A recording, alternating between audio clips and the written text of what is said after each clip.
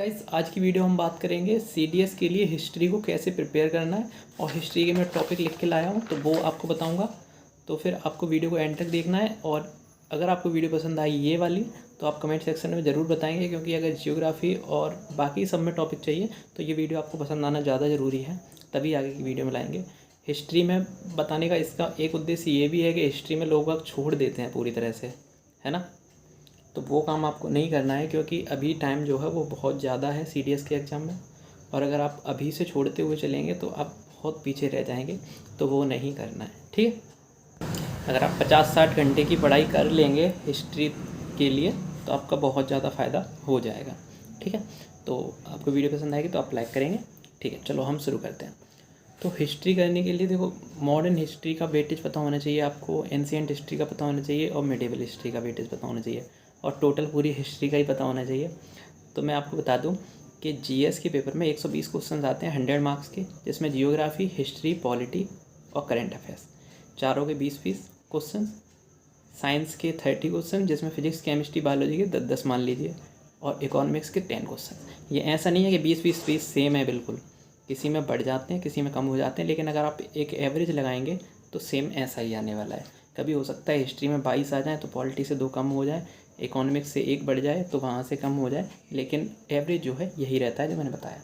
तो हिस्ट्री का वेटेज कितना है? 20 क्वेश्चन। अगर इस बार की हिस्ट्री छोड़ दें CDS 2 2022 की, तो उससे पहले क्या होता था, लगभग 20 में से 15 क्वेश्चंस लगभग मॉडर्न हिस्ट्री के आते थे, 3 क्वेश्चंस मिडिवल हिस्ट्री के आते थे। ये भी मैं एवरेज बता रहा हूँ, ध्यान रखना, ऐसा नहीं कि बिल्कुल हमेशा यही आता है। और 2 क्वेश्चन जो है एंशिएंट हिस्ट्री के आते थे। तो हम लोग केवल मॉडर्न हिस्ट्री करते थे और एंशिएंट और मिडिवल छोड़ देते थे। लेकिन इस बार जो हुआ है वो ऐसा लग रहा था कि मॉडर्न हिस्ट्री से क्वेश्चंस आए ही नहीं है, बट ये बात गलत है। मॉडर्न हिस्ट्री से भी क्वेश्चंस आए थे, बट पहले के मुकाबले में बहुत कम आए थे, और मिडिवल पे और एंशिएंट हिस्ट्री पर ज़्यादा फोकस करा था। तो जो सबके लिए था वो हमारे लिए था, ठीक है।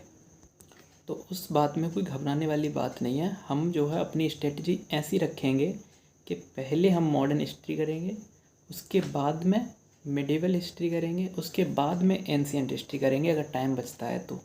इन केस अगर आपका मॉडर्न हिस्ट्री से पेट भर जाता है तो ये एक सही चीज़ होगी, कोई गलत नहीं है इसमें। और टाइम बचता है तो आप बीच में जाएंगे, ठीक है। क्योंकि मैंने आपको बार बार बोला है, जीएस को लिमिटेड रखना बहुत ज़रूरी है। जीएस में ज़रूरत से ज़्यादा टाइम वेस्ट नहीं करना है, अदरवाइज ये बहुत ज़्यादा हानिकारक होगा ही होगा, ठीक है। अगर आप किसी और दूसरे सब्जेक्ट से कटौती करके अगर जीएस में टाइम दे रहे हैं, तो गलत है, ठीक है। बाकी टाइम बच रहा है और जीएस में दे रहे हैं तो बहुत अच्छी बात है, ऑब्वियसली आप पढ़ रहे हैं, ठीक है। चलो अब हम टॉपिक स्टार्ट करते हैं। तो मॉडर्न हिस्ट्री में बात करते हैं। तो आज की वीडियो में शायद हम मॉडर्न हिस्ट्री कर पाएँ, क्योंकि वीडियो लंबी हो सकती है। मैं आपको एग्जाम्पल के रूप में भी बताऊँगा, और एक फुल स्ट्रेटजी रहेगी, बुक कौन सी यूज़ करनी है, क्या चीज़, ठीक है। देखो, मॉडर्न हिस्ट्री के लिए आप चाहें तो 11th-12th की NCERT यूज़ कर सकते हैं, वहाँ से लोग जो है लगभग क्वेश्चंस आ जाते हैं। आप चाहें तो स्पेक्ट्रम यूज़ कर सकते हैं। सेकंड, मैं जो यूज़ करी थी मैंने बिपिन चंद्र यूज़ करी थी, क्योंकि मेरे पास टाइम कम बचा था उस टाइम पर, और मैं मानता हूँ कि पतली किताब हो बट पूरी पढ़ लो वो ज़्यादा बेटर है। तो मैंने लगभग इसे पूरा पढ़ लिया था, थोड़े पेज छोड़ दो तो मुझे खुशी हुई थी इसको पढ़ के। बल्कि जो स्पेक्ट्रम आती है वो इससे 3 गुनी मोटी है, तो आप वो भी ले सकते हैं। ये बिपिन चंद्रा बुक है ना। और अगर आप किसी यूपीएससी सिविल सर्विस एस्पिरेंट से पूछेंगे तो हमेशा आपको स्पेक्ट्रम ही बताएगा, ठीक है। हम चलो शुरू करते हैं। तो देखो, मॉडर्न हिस्ट्री में सबसे पहले जो आपको करना है वो आपको कंपनियां करनी है, लाइक पुर्तगाली, डच वगैरह कंपनी जो है, इनके बारे में आपको पता होना चाहिए, ठीक है। फर्स्ट टॉपिक ये है। आप चाहें तो कॉपी पेन से लिख सकते हैं, वरना मैं इसका फ़ोटो खींच के लास्ट में शायद आपको दिखा दूंगा, ठीक है। नहीं तो टेलीग्राम चैनल ज्वाइन कर लेंगे, वहाँ डाल देंगे, या फिर कहीं ना कहीं से मिल ही जाएगा ये आपको, डोंट वरी। और दूसरा टॉपिक जो करना है वो करना है आपको आर्य समाज, ब्रह्म समाज, रामकृष्ण मिशन, ठीक है। अब आर्य समाज का जो मोटो था वो पूछा गया था, भारत भारतीयों के लिए है, ये किसने कहा था, किस समाज की वो थी धारणा। ये आई थिंक CDS 1 2022 में आया था, तो वो आर्य समाज की थी, ठीक है। ब्रह्म समाज के संस्थापक कौन थे और इनमें कौन कौन सी चीज़ें हुई थी, इंपॉर्टेंट पार्ट कौन से हैं, ये सब आपको पता होना चाहिए। और रामकृष्ण मिशन की बात करूँ तो सुभाष चंद्र बोस, वो सॉरी स्वामी विवेकानंद जी ने, है ना, तो उन्होंने शिकागो में भाषण दिया था, वो बहुत ज़्यादा फेमस है उनका। उसके बारे में क्वेश्चन पूछा गया था। ठीक है, 1893 में फेमस भाषण शिकागो में किसने दिया था, ये क्वेश्चन आया था। तो ये भी यहाँ से आते हैं, तो ये इम्पोर्टेंट है। कंपनियों से वैसे मैंने देखा है ज़्यादातर क्वेश्चंस अभी तक मेरे शायद नहीं ही आए हैं, बहुत पहले आए हूँ तो नहीं पता है। थर्ड जो टॉपिक है वो है मुस्लिम तथा किसान आंदोलन, जनजातीय आंदोलन। ये लगभग 5-5, 6-6, 10-10 आंदोलन जो भी हैं, टोटल मिला के 20 आंदोलन है। आपको पता होना चाहिए कहाँ हुए थे, ये भी पता होना चाहिए। लाइक CDS 2 2022 CDS 2 2020 का क्वेश्चन है कि अहमदिया आंदोलन कहाँ हुआ था। ठीक है, तो उसमें आप केवल इतना याद करेंगे कि अहमदिया आंदोलन मिर्ज़ा अहमद थे, तो आपका गलत हो जाएगा। ये गुरदासपुर में हुआ था, ये भी आपको पता होना चाहिए। तो आप जो भी टॉपिक पढ़ रहे हैं उसे कंप्लीट पढ़ेंगे। कंप्लीट का मतलब ऐसा नहीं है कि आप बिल्कुल उसमें PhD कर रहे हैं, आपको सही ठीक ठाक जानकारी उसके बारे में होनी चाहिए। अब मैं ज़्यादा टॉपिक को डिटेल में नहीं बताने वाला, क्योंकि मेरा मतलब था कि आपको समझाना। आप जो भी टॉपिक पढ़ रहे हैं उसके प्रीवियस ईयर क्वेश्चंस उठा के देखिए, आप कर भी पा रहे हैं या नहीं कर पा रहे हैं। ठीक है, और चौथा टॉपिक पे बात करते हैं अब हम 1857 की क्रांति। क्रांति से एक क्वेश्चन आया था कि इनमें से कौन सा मूल केंद्र नहीं था 1857 की क्रांति का। ठीक है, तो केंद्र पता होने चाहिए, संपूर्ण जानकारी पूरी होनी चाहिए। पांचवा टॉपिक है कांग्रेस। कांग्रेस के बारे में पता होना चाहिए, 1885 में जो स्थापना वगैरह सब चीज़। बंगाल विभाजन, ठीक है, बंगाल विभाजन के बारे में। HRA हिंदुस्तान रिपब्लिक एसोसिएशन और HSRA Hindustan socialist Republic association, संस्थापक वगैरह सब पता होना चाहिए। काकोरी षड्यंत्र के बारे में पता होना चाहिए। भगत सिंह और चटगाम षड्यंत्र के बारे में इतना पता होना चाहिए कि सूर्यसेन ने कहा था हथियार लूटे, केवल इतना। विदेशों में हुए आंदोलन, यहाँ से इस बार क्वेश्चन आया था, सॉरी CDS 1 2022 में आया था। सेंट फ्रांसिस्को में, है ना, गदर पार्टी की स्थापना जो हुई थी, वो क्वेश्चन आया था, लाला हरदयाल ने करी थी, तो ये भी आपको पता होना चाहिए। गांधी युग के बारे में बहुत अच्छे से क्वेश्चन आते हैं, तो वो तो आपको पता ही होना चाहिए। उपलब्धियां पता होनी चाहिए। केक रूल पता होने चाहिए।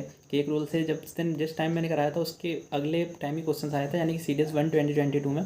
केक रूल से मतलब CAK, चंपारण, अहमदाबाद, खेड़ा, इनकी टाइमलाइन कहाँ कहाँ हुए थे, क्यों क्यों हुए थे, ये आपको पता होना चाहिए। हाँ, रोलेट एक्ट, जलियांवाला बाग हत्याकांड, ठीक है, इसके बारे में। होम रूल आंदोलन, खिलाफत आंदोलन, असहयोग आंदोलन।